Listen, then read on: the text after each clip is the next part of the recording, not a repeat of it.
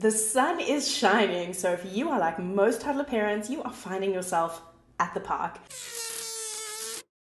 Can feel like we spend a quarter of our lives at the park with young children, am I right? Now, while this is an easy and accessible outdoor option, it does come with a few challenges. So much so that a few years ago, I took my therapy sessions with a couple of families out from the therapy clinic and into the park. And we learned 3 really important things through that experience that I'm going to be sharing with you today, as well as how to get around them. Hey, if we haven't met before, my name is Holly. I am a pediatric occupational therapist. I am a mum and the founder of Playful Pod, which is my play and child development membership community. I release new videos every single Tuesday giving you tips for raising your toddlers. Okay, so the first point about parks is that they actually are a little bit hazardous. I'm sure you've experienced this on the other side as a parent, worrying while your child is climbing something that you feel like maybe they're not ready for it. In fact, we know from studies that children are 4 times more likely to injure themselves in a man-built playground than they are if they're just playing outside. And the leading cause for injury within a park is children sitting on an adult's lap or sitting on a friend's lap and going down a slide, because what often happens here is that a limb, a leg, or an arm gets kind of hooked underneath the person that's actually sliding and then broken. So they are hazardous, but we also want our children to engage in risky play and we want them to be using these parks. So how can we really do that? So the first rule to stick by when you are in the park is do not put your child somewhere that they cannot get themselves. You see, all of this climbing and learning and trying to get up a ladder or trying to climb up the stairs that children do is actually building the scaffolding for them learning how to do those movements accurately by themselves. But what so often happens is that the things are too high. So our child says, I want to go slide, and we lift them up and put them onto the slide.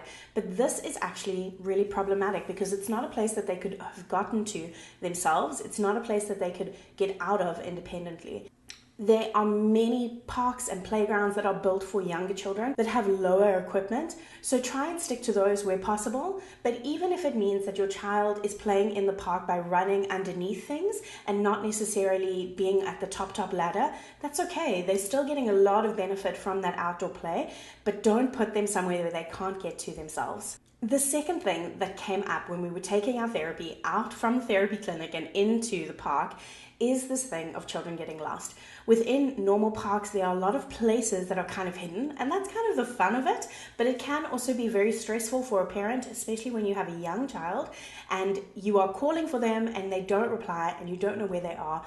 And then you start wandering around the park looking for them, and 5 seconds later, you see that they were just inside the tunnel, that they were completely safe, but you didn't know that because you couldn't see them. So with one of our families, we found that this was happening a lot, and it actually made them not go to the park because the mom was so nervous about losing her child, and she had 2 children. So it was hard to keep her eyes glued to him, and he was fast all the time. So what we did here is that we sat with the child before going to the park. We drew a picture and a story about what he is expected to do when his mother calls his name. So every time his mother called his name, let's say his name was Tom, we would practice at home that Tom would say, I'm here. So making it really concrete for our children beforehand, what we're expecting them to do when we call their name, can be so helpful and ease a lot of our stress as parents. As I said, we did this by actually drawing a picture of going to the park, drawing a little picture of Tom, and practicing beforehand. You might find that your child just needs to be told once and that they can manage with this, but do what works best for your family. The third point is that parks are amazing for movement. Now we know that movement is actually one of the kind of release valves that helps our children regulate their bodies. We are expecting that toddlers get 3 hours of movement. So we know that movement is such a good thing. We want more of it. But often what happens is we take our child at the end of the day to the park and they're already overstimulated. And at that time of day, the park is also full.